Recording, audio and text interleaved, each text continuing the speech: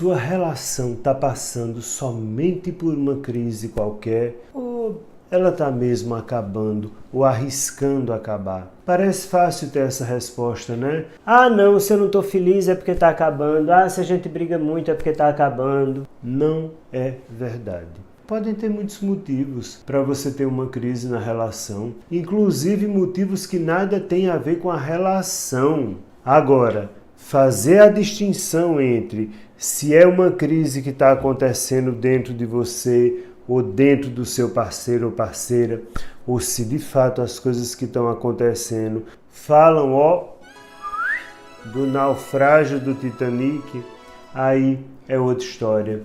Vamos descobrir como é que você sabe se é só uma crise ou se sua relação está mesmo acabando. É sobre isso que a gente vai conversar hoje. Eu sou Marcos Lacerda, psicólogo, e esse é mais um Nós da Questão. Vamos junto!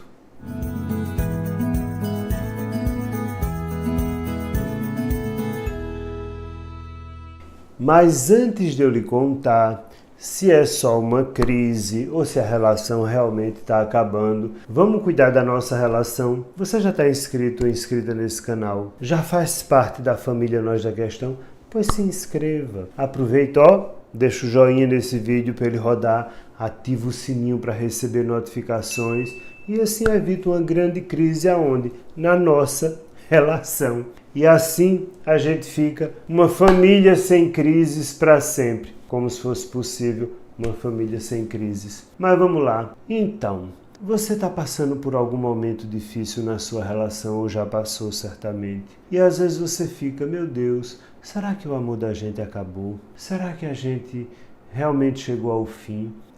Essa pergunta é justa. Mas às vezes as crises nas relações nada tem a ver com a relação. Às vezes você está passando por um grande problema no trabalho. Às vezes a pessoa que você ama está tendo um grande problema com a família dele de origem e não a família que vocês formaram ou estão formando. Ou seja, há N motivos para que crises pessoais se pareçam com crises na relação. E aí, como é que eu vou saber que minha relação bateu no iceberg feito Titanic, como eu falei, e está naufragando? Para saber isso, você vai se fazer 3 perguntinhas e com muita honestidade você vai tentar respondê-las. A primeira pergunta é a seguinte: apesar de todas as dificuldades que a relação está passando, existe reciprocidade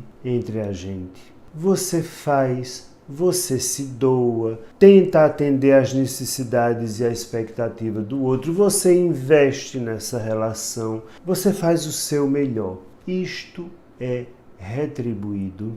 Independentemente do clima, independentemente do outro estar empregado, desempregado, com dinheiro, com boleto, sem boleto, não importa. Há retribuição.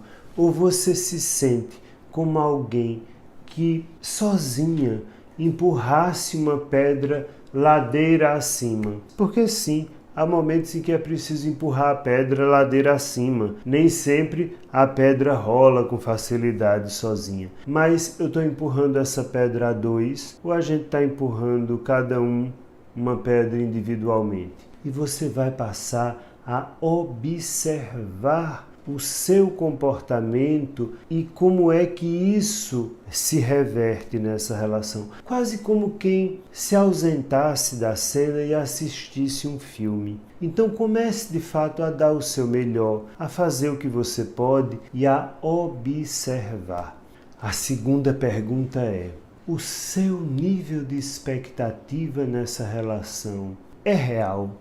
Às vezes, não é a relação que está em crise. Às vezes, eu tenho um nível de expectativa que simplesmente é fantasioso. O outro não pode me dar aquilo. Ele não tem aquilo para me dar. Não é que ele não queira, ele não pode. Ou ele não pode fisicamente, ou ele não pode psicologicamente, ou ele não pode por temperamento. Então, fulano nunca quer ir à festa comigo, fulana nunca quer fazer tal coisa comigo. Ela não quer, ou ela realmente não pode, não consegue, não tem a ver com ela. Ah, mas quando a gente começou era... Esqueça. A pessoa que você começou a viver muda, como você também muda. E é preciso entender que sim, ao longo da relação a pessoa vai mudando. E às vezes expectativas que eu tenho, elas começam a não ser reais. Expectativas sexuais, por exemplo.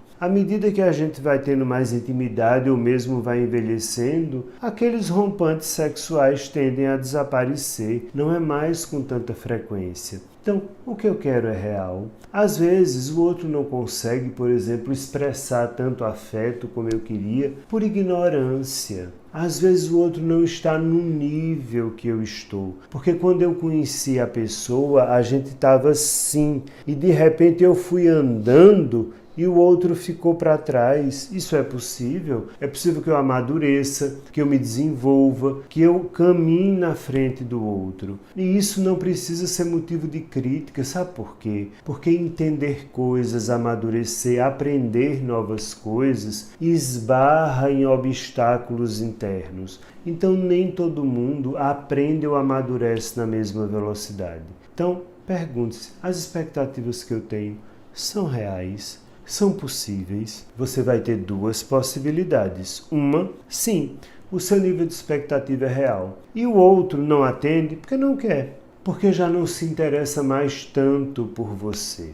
E aí sim, aí você tem alguma coisa a começar a pensar enquanto sinal de que não, essa relação está numa crise ou talvez esteja acabando. Agora, uma outra possibilidade que pode se colocar é, sim, o outro não tem mesmo como me dar o que eu estou esperando e também não está disposto a tentar aprender, a tentar melhorar. Por exemplo, vamos pegar um exemplo simples, fumar.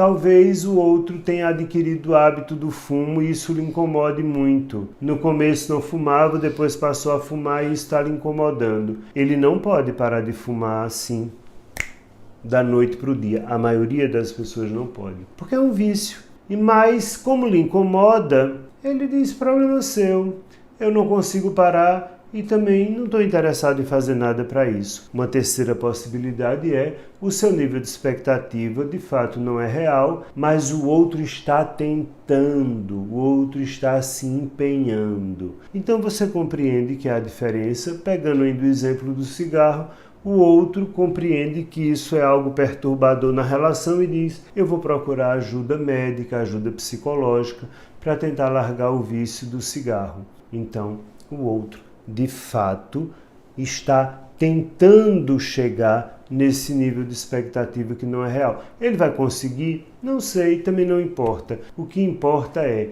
na medida em que o outro tenta atender um certo nível de expectativa meu, embora ele não consiga, só o fato de tentar já quer dizer que de fato está empenhado na relação e que de fato está tentando fazer alguma coisa por mim e comigo, não é? Se eu vou suportar ficar ou não, aí é uma outra história. Compreende? Então, faça-se essa pergunta e distribua nesses 3 níveis que eu lhe dei.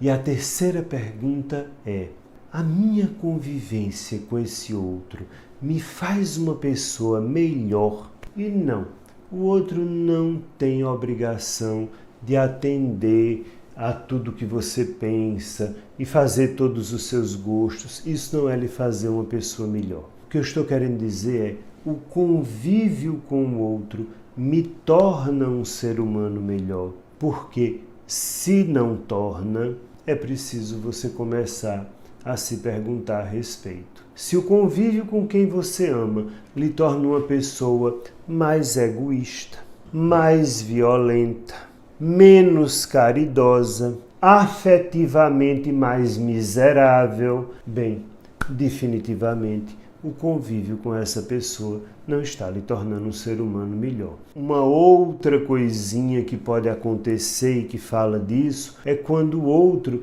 sempre tenta lhe rebaixar, sempre tenta lhe diminuir, sempre tenta dizer que você não vai conseguir, embora muitas vezes você nem vá. Mas eu não preciso dizer isso a quem eu amo, porque às vezes eu vejo que quem eu amo não vai conseguir alguma coisa, mas para que eu vou dizer? Deixa que a vida diz. Na hora que eu digo, eu só estou minando a confiança do outro. E isso não faz o outro um ser humano melhor. E essa coisa de se tornar uma pessoa melhor, às vezes aparecem coisas tão simples, sabe? Eu tenho um paciente que ele é muito chato. Ele é chato. E ele sabe que é chato. E ele reconhece que é chato. E tem horas que ele se torna insuportável. Mas ele é muito grato à mulher dele, porque quando ele está numa grande crise de chatice dele, ela não se importa. Ela deixa que ele viva a chatice dele. E isso o faz um ser humano melhor. Porque à medida que ela faz isso, e entende que não é com ela, que não tem nada a ver com ela, tem a ver com as feridas de vida dele, ele está começando a ser menos chato, porque ele tem espaço para a chatice dele. Então tem hora que ele fica emburrado e tá, ela diz, olha, fica aí, quando passar você volta. E isso dá um fôlego a ele, ou seja, ela não o critica, ela não puxa o tapete dele, compreende?